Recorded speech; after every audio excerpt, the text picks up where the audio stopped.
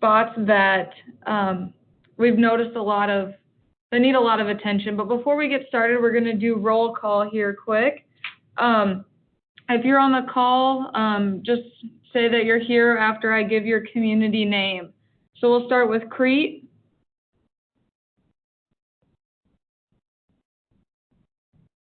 Dannebrog. Fairbury.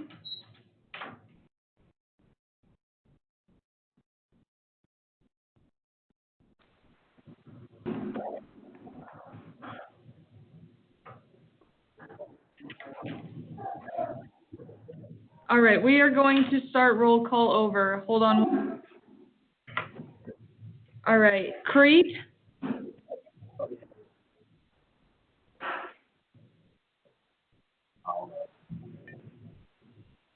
Dannebrog.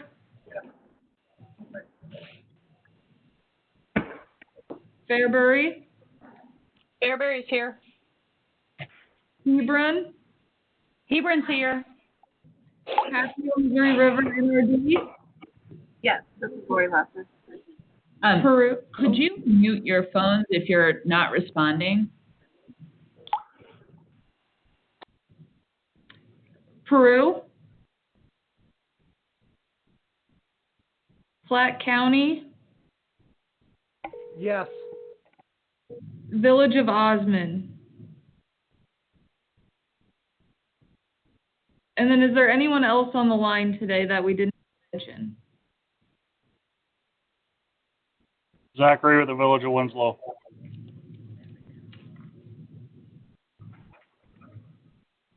Southeast Nebraska Development District.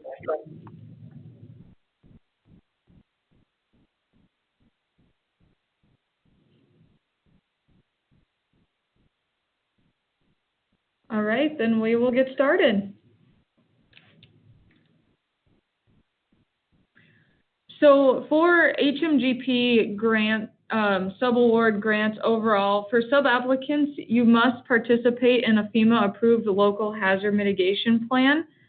Since all of you have received your applications, that means you have submitted, or not submitted, partook in that plan. There is going to be a cost share that the locals are responsible for, which is 25% of the overall project. These projects also have environment and historic preservation compliance requirements that they need to meet.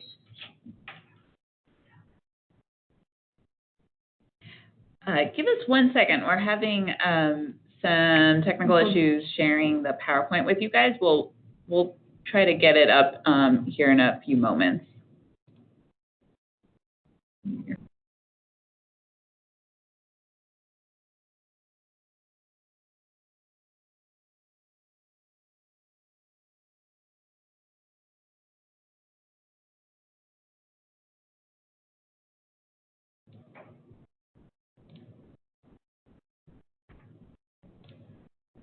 All right, there we go. So where we left off, each project is required to meet environmental and historic preservation compliance regulations. Each project must be cost effective, and the cost should be necessary, reasonable, and allocable. And then all properties at the end of this project will be deed restricted in perpetuity as open space. So there's only a few things that can be placed on that land once the project is completed.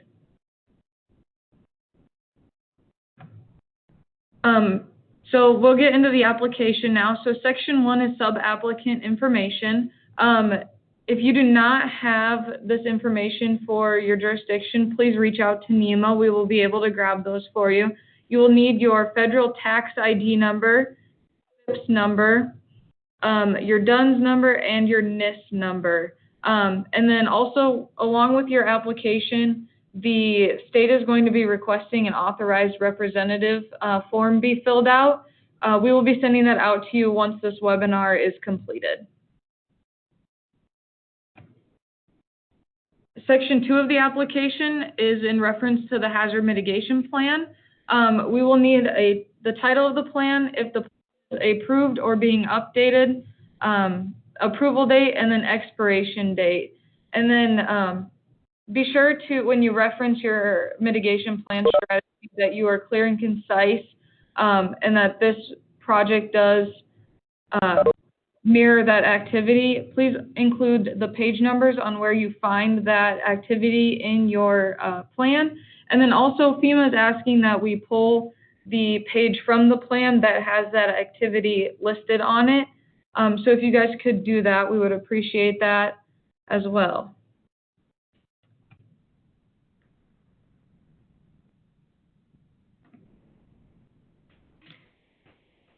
So this part is, the scope of work is where we're seeing a lot can be done. You know, when we're talking about delivering a narrative for the scope of work, what we want to see is that the sub-applicants that you guys provide as detailed a scope of work narrative as is available to you at the time of application. You know, beyond NEMA, FEMA reviewers will be looking at this application, and we want to ensure that, you know, it's very clear to people who are not from Nebraska what the work is that you're doing. So when we're talking about the problem to be mitigated, we want you to describe your community, describe, you know, is this a repetitive repetitive flood issue for the properties identified? What level of event are we looking at? You know, are the properties located in the floodplain? Are they located in the 500-year floodplain? You know, do they experience damages annually? Or is this, you know, a result of the 2019 storms? We want you to, again, in that description, to really paint a picture of the community. What are the existing conditions of the properties to be mitigated? Were they substantially damaged as a result of the 2019 storms? Make reference to flood maps that you've attached. So these are the kind of points that we want to see in your narrative. In your scope of work, again, be very clear. How many properties are you acquiring as a part of the scope of work?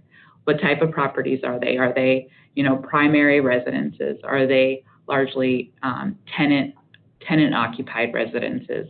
Are they secondary homes? When we talk about the valuation methodology, what I mean by that is, in your narrative, describe to us how you're going to be valuing these homes. Are you offering the homeowners pre-event market values, or, you know, is it going to be based on current market values? Where were the values derived from? Are they derived from appraisals, or are they tax assessor? So use your project description as a way to go into these details, really paint the picture for folks in FEMA. You know, beyond acquisition, then we're also talking about the whole project scope, which includes, you know, the demolition, the debris removal, abatement of potential asbestos or lead paint, if any exists. After that's completed, what sort of site stabilization are you going to require, or are you anticipating?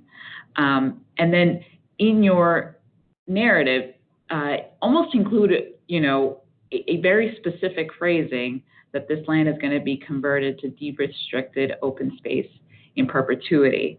That is the intent of this program. So we want to make sure that that's included in your scope of work. Along with that, you'll see independent and long-term solutions in your application, as well as alternatives.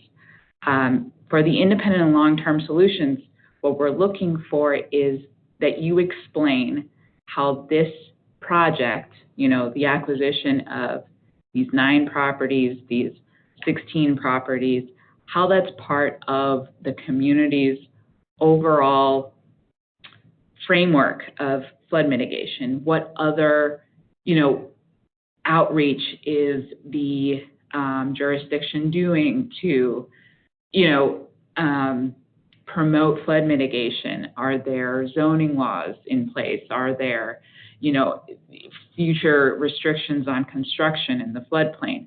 Really delve into how this project is part of kind of a community-wide program, and it's not just this isolated, purchase of 5 properties.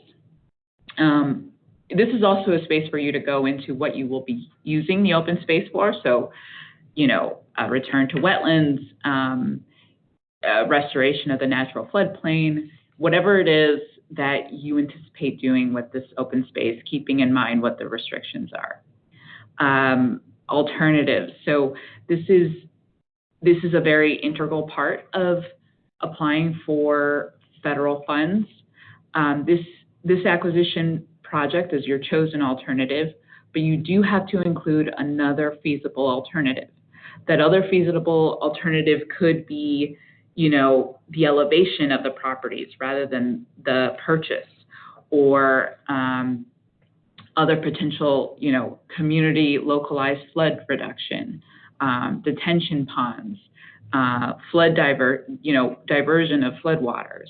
Something we understand that, but there's probably not an engineering study on another project, but what we want you to consider in this part of the application is it's almost a thought experiment. What else could we do if we couldn't acquire these properties? Be very thoughtful in what your other alternative could be. And then the no action alternative. What would happen if nothing was done? These properties remain in the floodplain, and what does that mean for your community? The next part is the level of protection. And here, in this part of the application, what you really want to note is the number of structures that you're removing from the 100-year floodplain. So if your application involves the acquisition of, you said maybe 6 properties, you want to make sure that you note that in the application, and then the number of people that are protected will be the number of persons per household that are being bought out. The number of structures removed from the hazard, like I said again. So here it's not so much all of the structures in the community, but rather the structures that are impacted by this specific scope of work. When we talk about long-term maintenance, the cost of maintaining these open space, swaths of land will probably be negligible, but in here we want to see, what department at the local jurisdiction will be responsible for the maintenance over time. Again, if in your scope of work you mentioned that you'll be turning the open space into a park, what type of maintenance do you anticipate that requiring? And then estimated costs per year. It is an estimate, and we acknowledge that, but provide kind of a sense for what you think will be required to maintain the space kind of in an orderly fashion. And if you're considering building, creating gardens or creating a ballpark, or as in, opening it up to soccer fields or something similar, just let us know, and then acknowledge, again, what kind of maintenance you associate with that. On this page, because we've had a lot of questions around, well, what kind of scope of work would you like to see? These 2 links provide you with examples of, what kind of detail we're looking for in a scope of work. I'm going to see if I can open this and see if it'll share with you.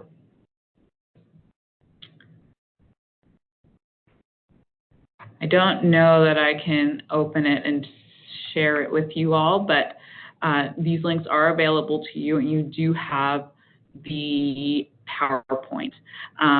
Again, these are two very detailed examples of what the scope of work will look like.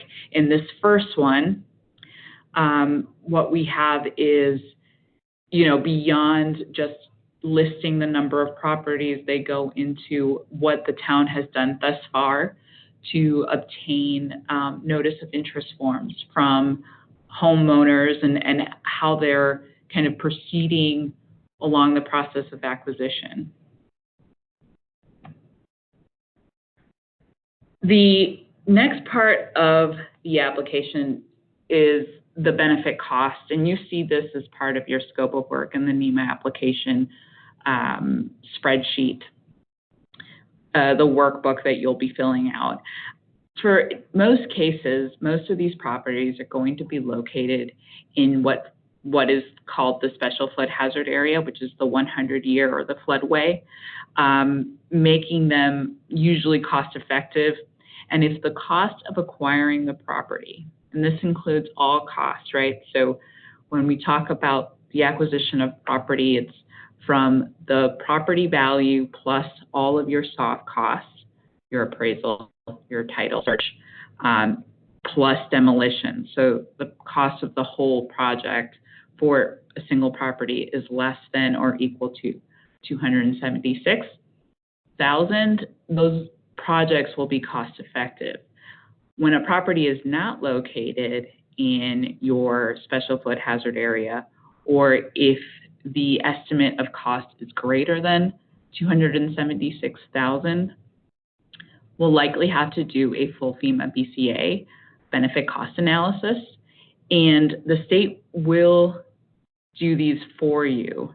But what we'll need from you in these cases is documented damages of the properties, again, properties that are not located in the 100-year floodplain, or will cost more than that $276,000.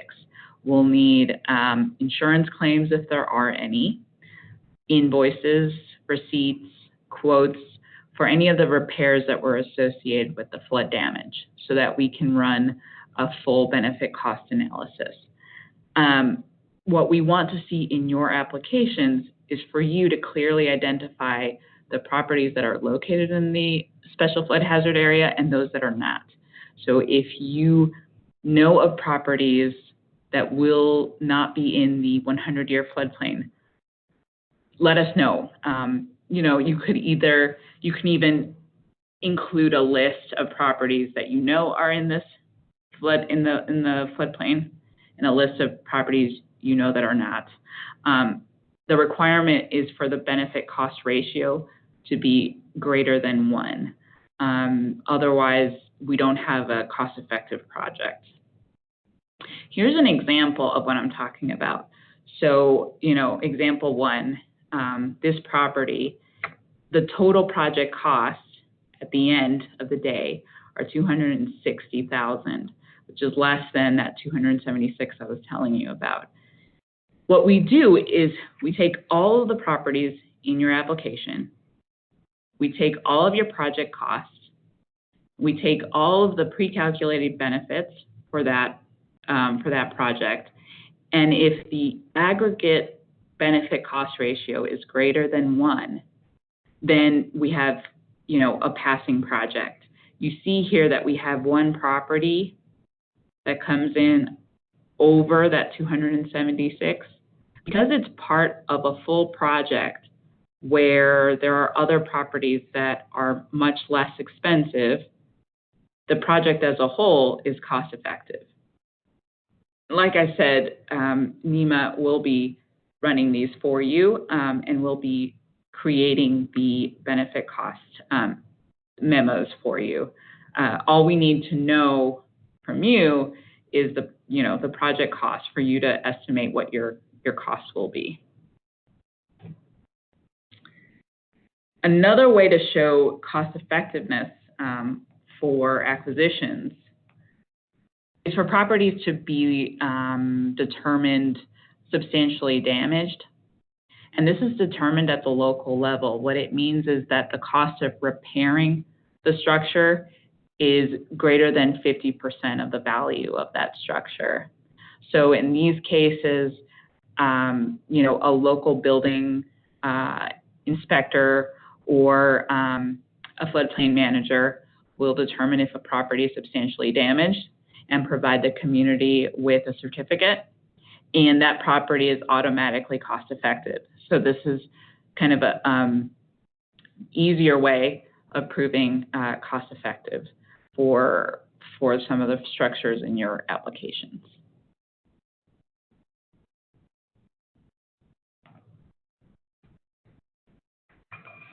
All right, so project location. Please provide a project area map indicating where the properties are, one similar to what you see on the bottom side or the bottom part of the slide. And if you're unable to provide these types of maps, please let us know and we will be able to do that for you. But to make those maps, we need property-specific location identifiers, and this should be provided in your property site inventory summary. What we'll need is the lat-long coordinates for each property as well as a full property address.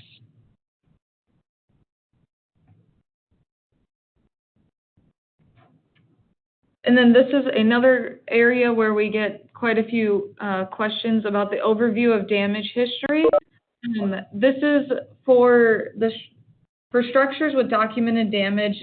Please include the following information, like supporting damage information, such as insurance claims for the structures or the content, homeowner invoices, receipts, quotes for damage, and all the supporting documentation that comes with those as well. And if there have been any repairs made, please provide those receipts as long as the damages that were repaired were caused by flooding events. We'll also need documentation provided for at least 3 flood events. We'll need the year of when the flood occurred and then how much the damages costed. And then this section will help us create a full BCA if one is needed for your project. Yeah, so just to clarify, this level of detail is needed if for those properties that you identify aren't in the floodplain. So if you have properties that are part of your acquisition project and are not on the 100-year floodplain or in the floodway, then we'll need documentation of damage so that we can build a benefit cost analysis. For milestones, the project schedule should be 3 years or less to conform to period of performance requirements set forth by FEMA. So for this project or this grant period, all of these projects need to wrap up by March 23 of 2023. That's when we have to close out this whole grant.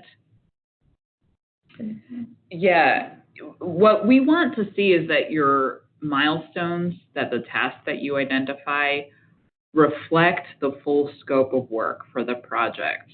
So when you submit your timeline, be cognizant of all of the steps that are required from, you know, pre-award, so what you're doing right now, which is application development, through demolition, through, you know, site stabilization. So your milestones should reflect your scope of work. Budget summary. This is also where we get a lot of questions. So pre-award costs are direct costs, and those are direct costs that are associated with the project, such as title searches and appraisals that are conducted prior to award. And then the acquisition of properties or the property purchase price are evaluation assumptions, pre-event versus post-event fair market value.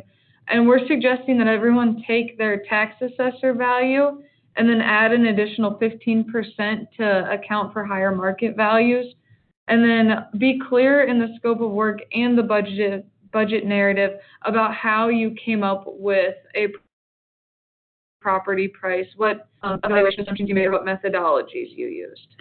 Yeah, for the pre-award costs, I don't know that any of you are doing this right now, but if you were, if you were procuring an appraiser to do appraisals now to include with your application, or if you started conducting title searches on the property, those are all eligible to be reimbursed upon FEMA award, but we do need you to document those in your application budget.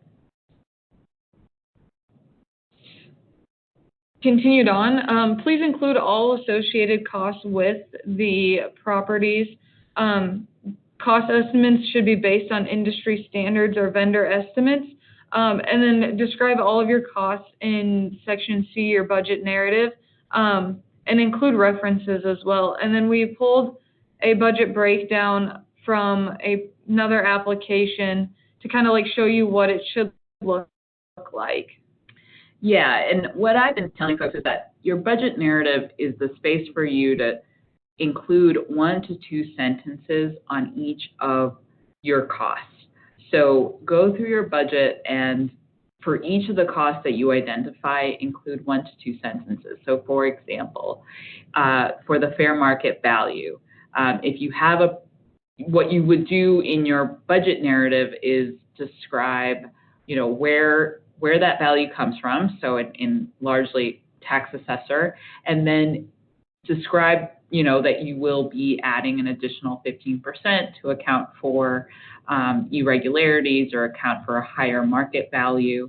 And for each of these columns, for each of these costs, just include a sentence or two to really explain where that value comes from. I know that we've had instances where, demolition costs have been very high.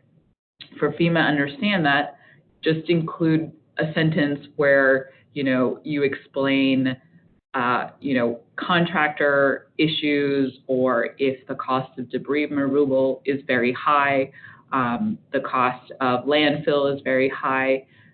The budget narrative is really where you can explain your costs.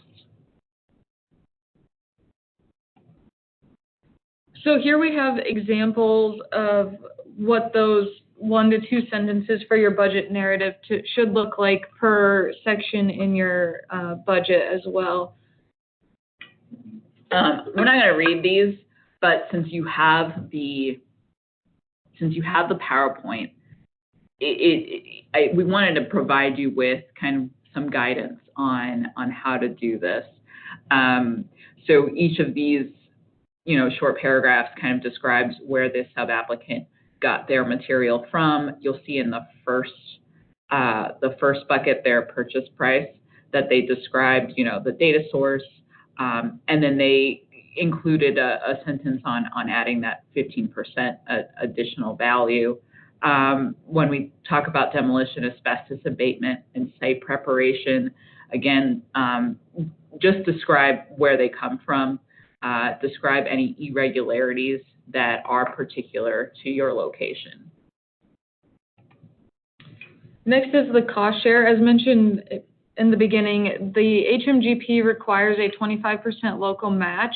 In your application, you should include a local match commitment letter. This should just be a very simple letter on your community's letterhead stating that you have the 25% available. And it would also be a good thing to include how long that 25% match is available. And then you should identify how the local match is going to be paid for, whether that's through cash, in-kind contribution, homeowner contribution, or other sources as well. Another thing we're suggesting people do is reach out to economic development and see what their availability is for their CDBG-DR funds. And then their contact information is below there as well. And then in-kind match sources, it could be donated resources such as the local attorney reviewed property acquisition contracts. And then instead of them charging you for that, they just donated their time, or a third party donated time as well. And then you can use donated equipment and space such as supplies or building space and spaces like that. Yeah, so this kind of bleeds into some of our next slides about management costs. But if the community wanted to include some of their management costs, or again, some of the attorney time on this application as an in-kind source, then that's a possibility. You can also include volunteer time if the city wants to pay for and not being reimbursed for the debris removal, the landfill costs. These are things that you can consider to put up as in-kind sources. So the next section of the application is management costs. For management costs, it is 5% of the total project. There is no local share match. It's 100% Fed share. It's reimbursement based. Pre-award costs, you should keep a detailed account of all the time and costs associated with application development because that can be reimbursed as a pre-award management cost. And then you should also incorporate that as a line item budget in your budget. And then also supporting documentation such as like timesheets and things like that. Also for management costs are indirect costs such as project coordination, procurement, contract management, and you should provide a description of the personnel who will be involved in the application development as well as project management, and include rates and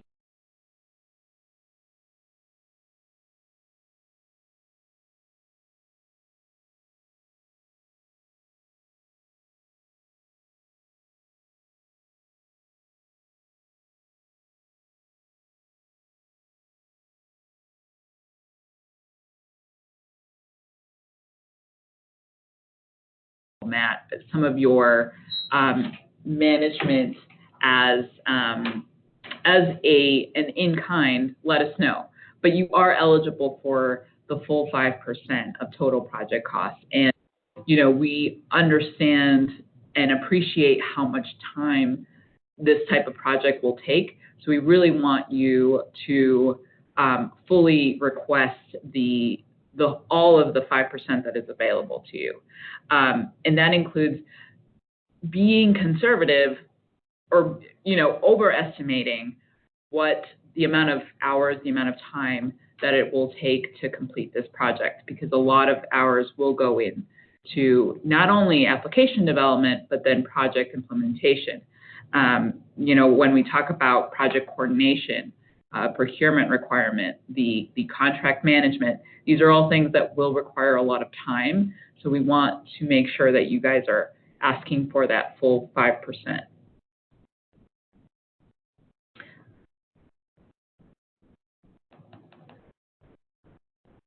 so management cost detail and narrative. Yeah, it's this is an example. We've been asked to provide examples of what this would look like. So in your narrative, when you say the city clerk or an admin assistant will work on this project, just give a brief description of what the position is and then what the activities that position will do. So if the city clerk is going to prepare the notice of interest and the sub-application, write that in. If, the admin assistant is going to attend training workshops. When we talk about grant project management, who's going to do the outreach to homeowners, oversee acquisition documentation. So this is the detail that we're looking for in that management cost narrative, for you to associate specific activities, tasks with the positions that you've identified. And then provide, the labor rate, the fringe benefits, and an estimate amount of time you think that position will work on the application, and then project implementation. We just wanted to give you a sense for the detail that we're looking for and that FEMA will be looking for in your application. So Section 8 is Environmental and Historic Preservation, EHP. So the National Historic Preservation Act, NEMA is going to conduct correspondence with the State Historic Preservation Office on your behalf. So in your application, you'll have to include any relevant comments about the historical significance of impacted structures, lands, and where that's applicable. Once we receive communication back from the SHPO's office, we will direct that towards you so you have a copy of that as well. And then for parts 1 through 9, you will just have to respond yes or no, does the project impact the resource listed? And if you have any specific questions when completing this section, feel free to reach out to us here at NEMA and we'll be able to answer your questions for you. And then for part 10, you will just need to provide a summary of the potential impacts and what cost those impacts could have. The more that you can provide upfront for your environmental and historic preservation compliance, the better. This is a requirement for all federal funds to be in compliance with the National Environmental Protection Act. And so we need for you to provide as much detail as where possible. So if you think that the property, the acquisition for whatever reason will have an impact on wetlands, or if you believe that one of the structures has some historical significance, just let us know so that we can account for that appropriately with the proper agency. For the consultation letters that are required for EHP, we have listed out here what agencies you'll need to reach out to, who's responsible, and then helpful resources or contact information.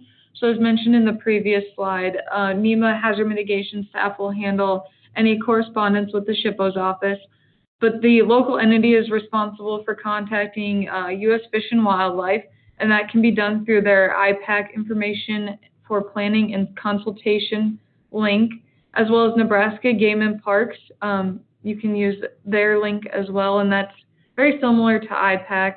Our core contact, we are still working on finalizing an official contact for HMGP projects as a whole.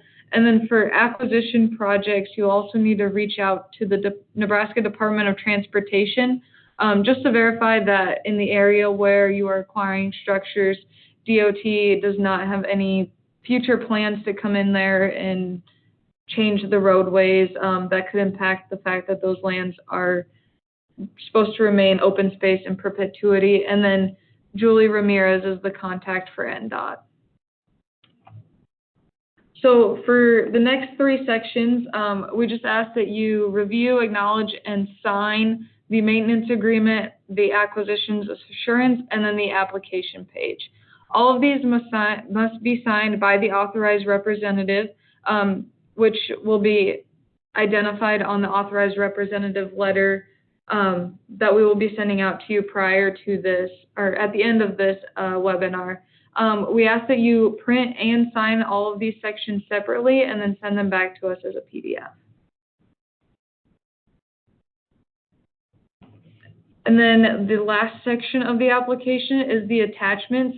In Appendix A is where all the property site inventory forms will be.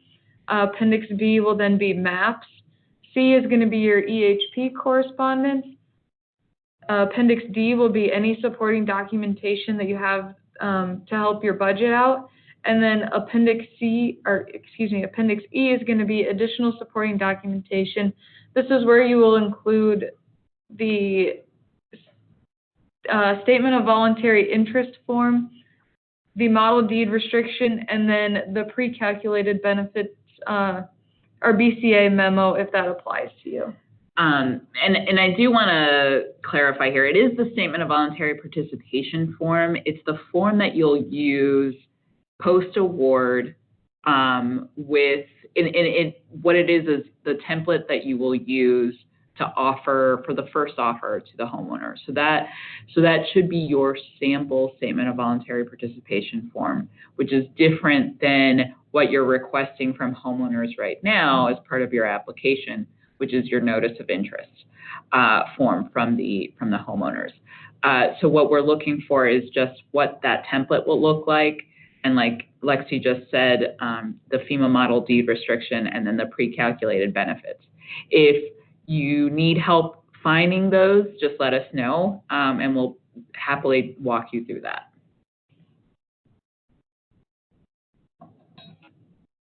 So for Appendix A, the property site inventory and property packets, this will include the property site inventory, the workbook that includes all properties that are in the application, and then it should include the costs associated with each property, and it should mirror the summary or the summary of the budget provided in the primary application. And then property specific inventory form, we will need to have information for the name or the owner, so we'll need their name and address, as well as property information such as the lat long, when this structure was built, what type of structure is it a primary home or a secondary home, is it owner occupied or tenant occupied, and then the elevation data per property. And if an elevation certificate is available, please include that as well. And this should, all parts of your application should reflect each other. So what you include in your property inventory forms should reflect what you've listed in your scope of work. So if in your scope of work you say, we're acquiring 9 properties and 5 of those are tenant occupied, your property site inventories should support that, right? So make sure that there's consistency throughout your application. And then here is a breakdown of what should be included in your property-specific packet. You'll want to include the notice of voluntary interest. This should have primary and secondary homeowners sign it. It is not applicable to tenants, just property owners. You will need the citizen declaration and release forms for each property. Pre-event fair market value is only available for nationals or nationals of the United States or qualified residents of the states. If a property owner applied for IA, NEMA is working to pull this on behalf of the sub-applicant. We're trying to jump through a couple hoops, so that may change, but we're trying to ease stress from the applicants. Photos of each property, we're going to need a total of 5 photographs. 4 of them should show each side of the structure with their cardinal directions indicated if possible. And then we will need 1 photo that shows the entire property. And then other property-specific documentation, we will need damage history, so those receipts, insurance claims, and then we'll also need tenant information if there's a tenant that lives in the property. Right. Yeah, and if you have any questions on any of these forms, let us know. The FEMA does provide templates of these forms, and we've had some pushback on some of the forms. Just send us an example of the form you would like to use. What we want to see is, especially on the notice of voluntary interest and then the citizenship form, that the property owners, the listed property owners are the ones that are signing these forms. So if a property is co-owned, we want to see a signature for both property owners on both of these forms. This slide just shows an example of what photos we want to see. These show each side of the structure and then just a street view of the structure as well. Yeah, FEMA wants to clearly see, like Lexi just said, each side and then the structure in relation to its environment. So if you look at the top right picture, we can see kind of the full property. When you're talking about a house, we want a picture that shows the main structure and then, other adjacent structures if that applies. FEMA has also requested that all of the structures be taken, for you to take pictures of all the structures on a property. So if there's a separated shed or a separate garage, that also be, photographed.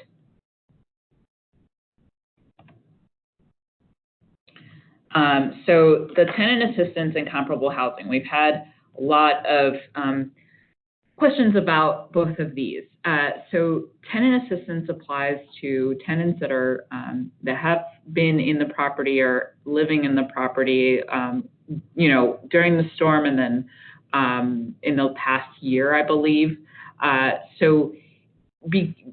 Where there are tenant-occupied properties, this is where you would include tenant assistance, and what they're eligible for is the rental increase payment. So if they're looking at moving to a place where rent will be increased, then we would want to include that in the application.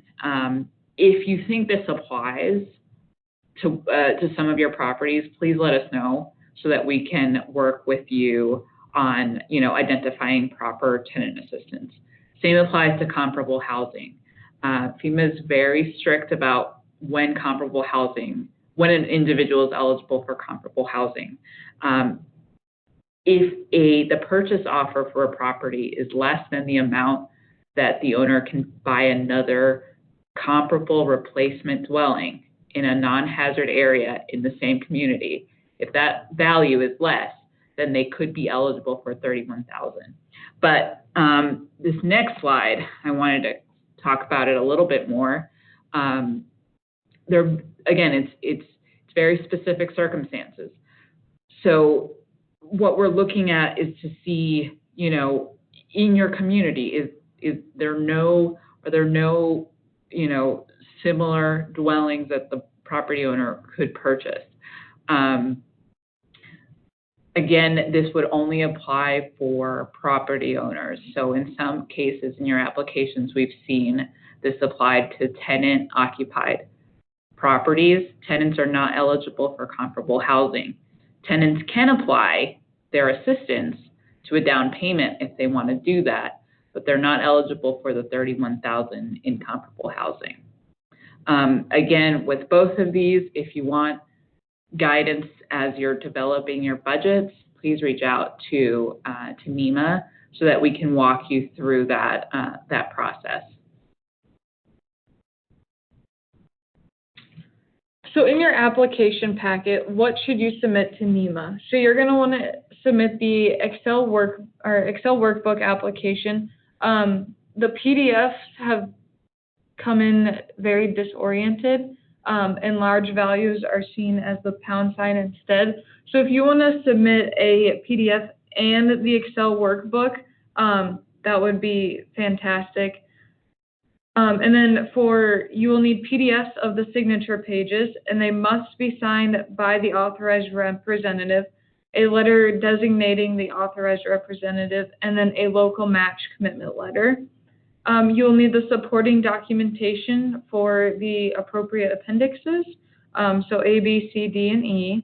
And then for property-specific documentation, we ask that you keep all documentation associated with a specific address together, and create a checklist to monitor what documentation you have per property. And we have a checklist that we use, and we are more than happy to share that with you. If you would like that, just shoot us an email and be like, hey, can I have that checklist? And we will get that to you. I just wanted to reemphasize that when you submit PDFs, we've just had issues kind of going through them, but we understand that you want to ensure that that what you submit stays as you submitted it. So again, just to reinforce what Lexi just said, just send us the Excel in addition to your PDF. It makes it much easier for us to review as well.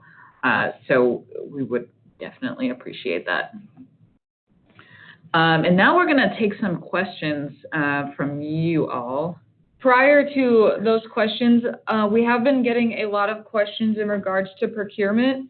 So NEMA has been working very diligently the last couple of weeks to set up procurement disaster assistance, so PDAT trainings across the state. The trainings will be on March 23, 24, 25. Locations and times are still pending, but they should be out within the next week to week and a half. And once we get those, we will shoot those your way so you guys have those as well. But now we're ready to open the floor to questions.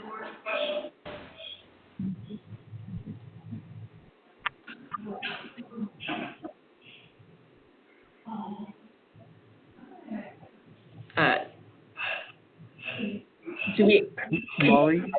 Could we ask all of you to mute your phones?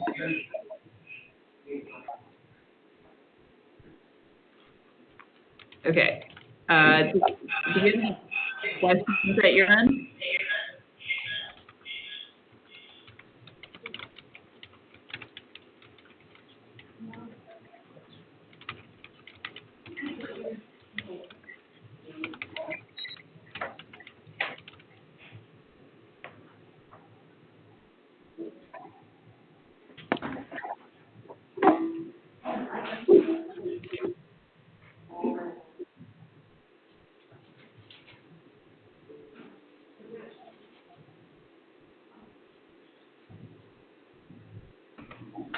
Hi, we have a question on the chat. Send is working with Fairbury in Peru.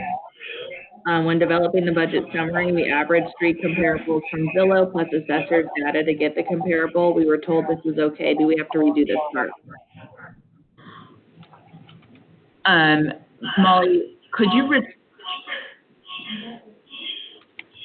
I request that everyone mute their phones?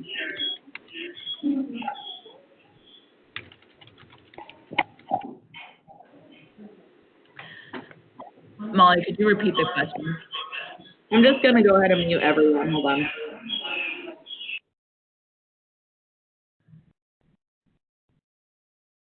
Okay, that question was out actually in the chat.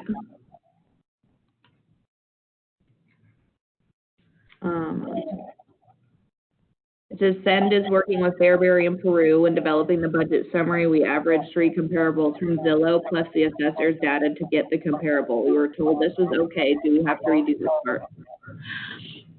That would work. So if you're using Zillow as a comparable value plus the assessor's data, and you're averaging those, that's fine. What we ask is that in your narrative, you explain that. So you explain where your values are coming from and what your process was. Even with that, we still request that you add an additional 15% to account for any market irregularities. We'd rather see an over budget than an under budget within a level, and 15% is pretty reasonable. Just to make sure that we're accounting for any changes that could happen. But yeah, you can proceed with using the Zillow. Just in your narrative, be very clear about how you've arrived at your value. Okay, there's another question on the chat. If separate building, do you need a photo of each side of that as well? FEMA Region 7 has requested is that yes, that if there is a separate building, that you provide a picture of each side of the building, of the separate building. So each structure on a property should have, we should be able to see all sides of those structures.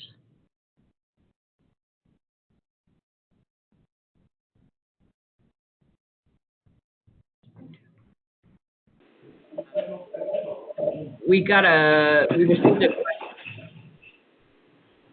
received a question about application due date.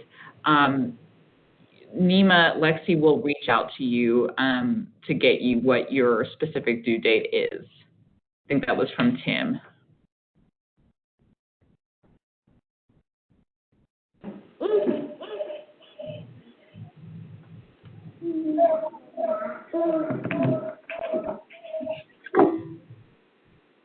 Let's see, what other questions did we get here?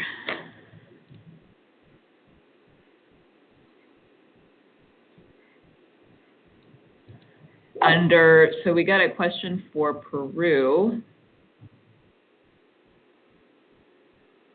Under the scope of work, in the case of Peru, should we discuss the very real idea that the levee that protected the community will not be rebuilt? Yes. Yes, include that in your, in your description of the problem or in your scope description so that, again, we understand what the local circumstance is and, why the purchase of these properties is so important. That's a very real component of why you're, moving forward with this acquisition. Another question on the chat. So all sides can be shown from 2 or 3 pictures. Is that not sufficient? FEMA Region 7 has specifically requested 4 pictures, 1 of each side of the structure.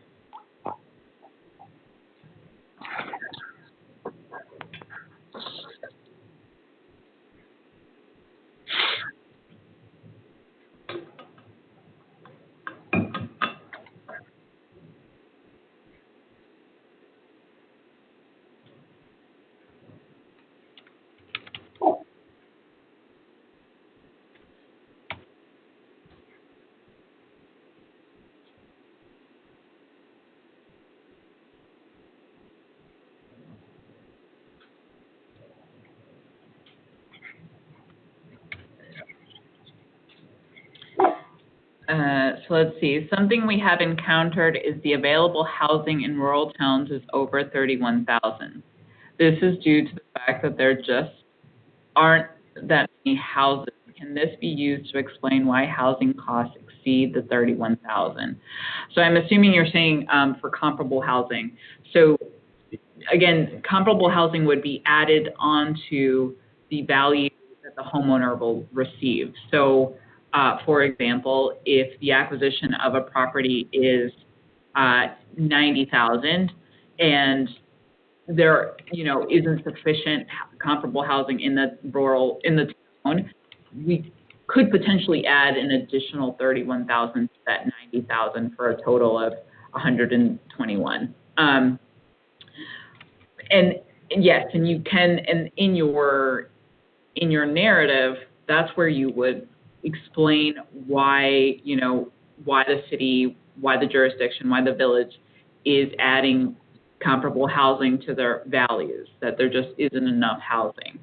I think the state will we will have to, review what the housing conditions are per town. FEMA will probably request that we do some level of housing analysis to make sure that we can apply the comparable housing. But if you can support that in your narrative, that would be helpful for us to make the case to FEMA.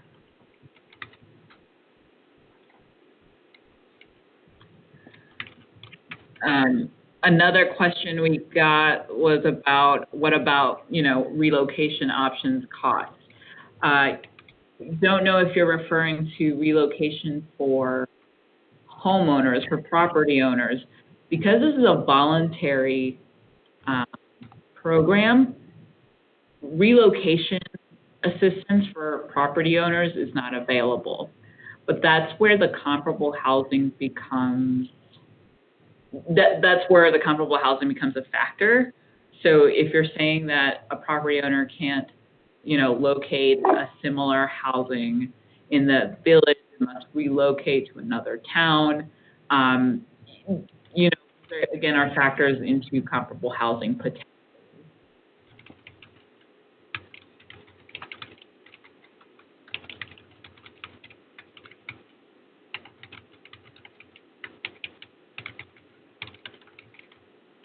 Yeah, so the relocation of moving a house instead of demolition, that's a different scope. So if what you're requesting is to know, what the costs are of acquiring and then relocating, or, not acquiring but just relocating the house, that's a different scope of work, and we would just we would reach out to you specifically to address that. Because what we're talking about there is a, again, a different application. Um, uh, some more questions. If a community is using a development district to assist them, can the community include the district's board-approved hourly rate instead of the salary, fringe, indirect, etc.? We would have to see what that looks like. So you would have to submit an example of, what why the difference is, and again, who is going to be doing the work. If the development district is going to be managing the project on behalf of the community, then I think it would be appropriate to use the board-approved hourly rate. We would just, before we can give you a final answer on that, we would need to see, have a one-on-one conversation with you about, why the difference and who you expect to be doing what on your management costs.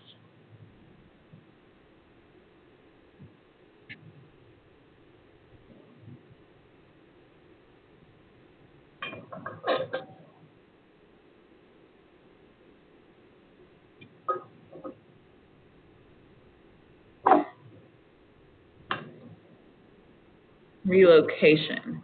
We are purposely requesting the most for relocation because we are trying to move the tenants into housing that meets HUD's housing quality standards. Is this okay? I believe what you're referring to is the max, probably approximately 7,200, something like that.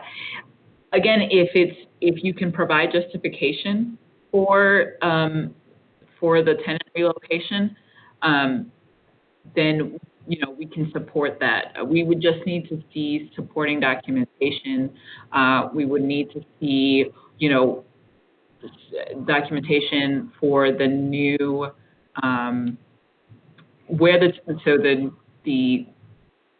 the new rent amounts, what the increase is between, where they are currently and where they're moving to.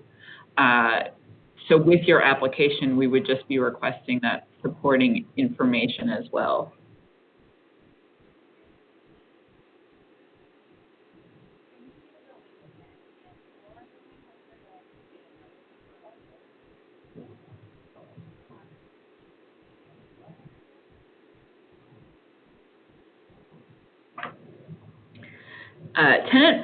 Tenant relocation, I think it's doable and it's simple as long as you can provide that supporting documentation. That's what FEMA will request, and that's what we're looking for. Would documentation from the CAP agency that shows the community's average rental be acceptable for this rental rate?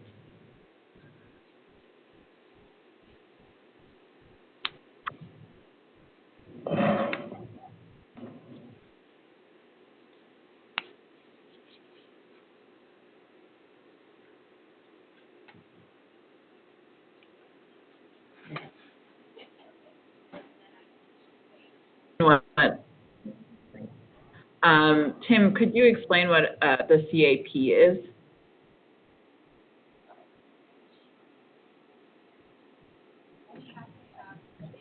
So it's the Community Action Partnership. Okay, so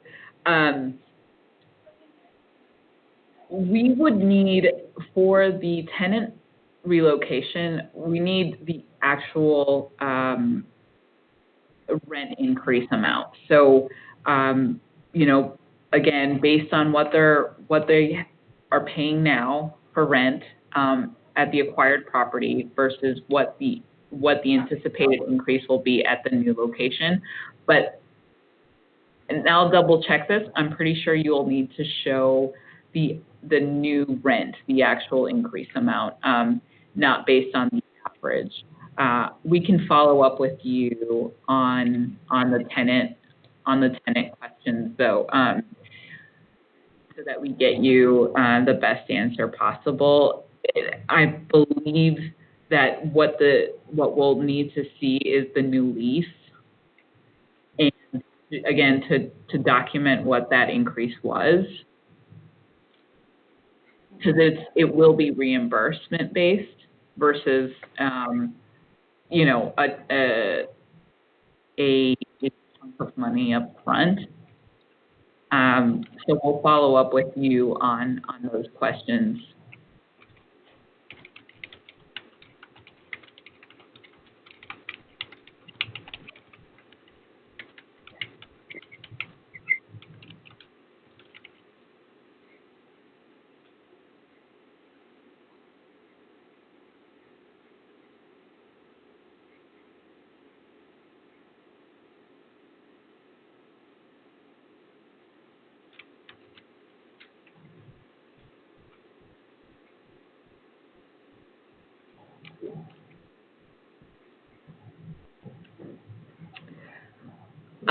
So I just received a question. Can the time used to pull outdoors,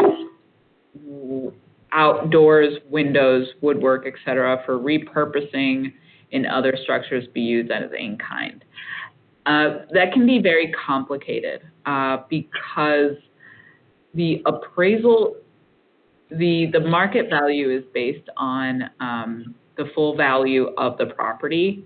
So if items are going to be repurposed from that structure, the value of that will need to be subtracted from the property value. And it's not as easy as that. We would need to discuss that with you. I think that was a JEO question. We would discuss what the specific circumstances are before we can say whether or not that can be used as in-kind, because again, the purchase value is based on, you know, the full appraised value of a home. So if components will be repurposed, potentially we would have to remove the cost of those components from the property value. From Lori, if the tenant hasn't been relocated yet and we're just trying to establish a budget for the project, how would we provide documentation on the new rental rate? We would need to provide some sort of community average to establish any increases for assistance. Yes, and so what we would do, again, if you are including tenant rental assistance, want to, again, to work with you on what number you're using to establish that average, based on what resource. The estimate for the applications is different than what the value would be once the assistance is provided to the tenants. So, again, I should clarify what I was referring to before in terms of reimbursement. That would be at project implementation. For the application, we would just need you to provide us with examples of what you're referring to for the community average and where the resources are. So I think Tim previously mentioned the community action partnership. This is why, you know, we just want to make sure that we're getting the proper information. So just please send us examples with, you know, in an email so that we can kind of walk you through that. Did you say if a homeowner removed woodwork, windows, doors, etc., the value of those would be removed from the home's value? Correct. So if the homeowner removes so this project, upon implementation, if the homeowner removes components of the structure after the structure has been appraised, they would be potentially removed from the value of the home. Again, we would have to look at each circumstance and what the situation was and the context, but that is that might result in a lower home value if components are removed.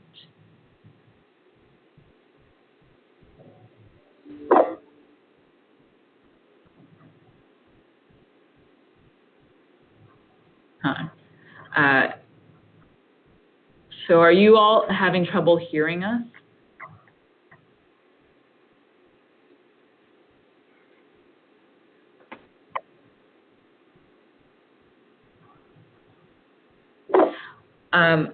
All of these questions, we will be following up with a list of questions asked and the answers to those questions. So if there's anything or something is difficult to hear over the webinar,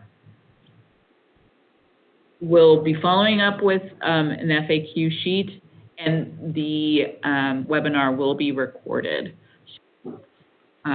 Just in case if there's something missed now and you need to refer to this again.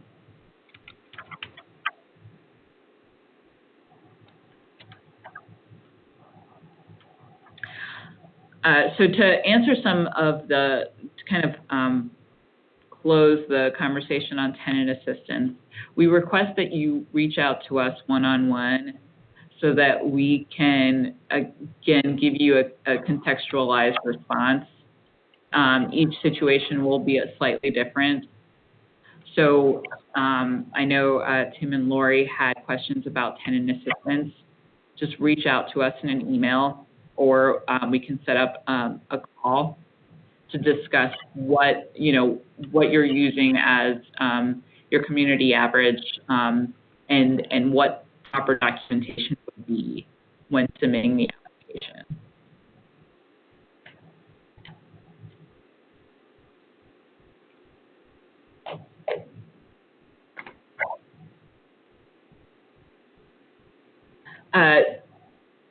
Any more questions at your end? We have this scheduled till 10:30. So, but if there are no other questions that you guys can think of right now.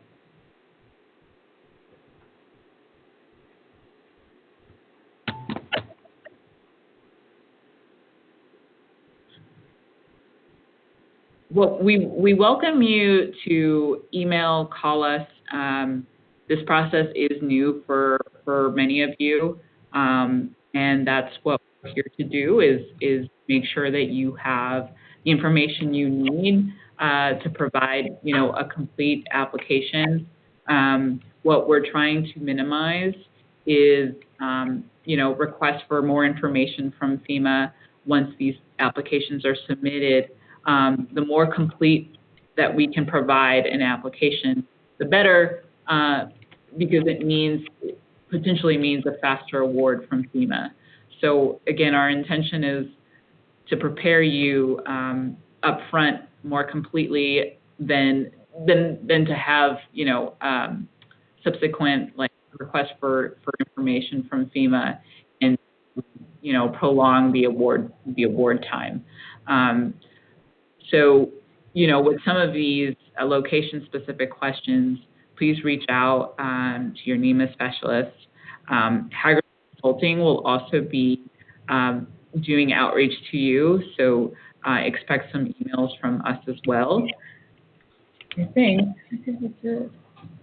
I think that's all that we have on our end. If you guys have any questions following this webinar, once we get off of it, feel free to shoot us an email like Vanessa said earlier, and we'll get those questions answered, but we'll also get them to the FAQ sheet so that we can have a very comprehensive question and answer cue sheet for you guys that you guys can reference as you're going through this project, and you can also hand it out to the locals as they might still be debating on whether or not they want to join in on this project.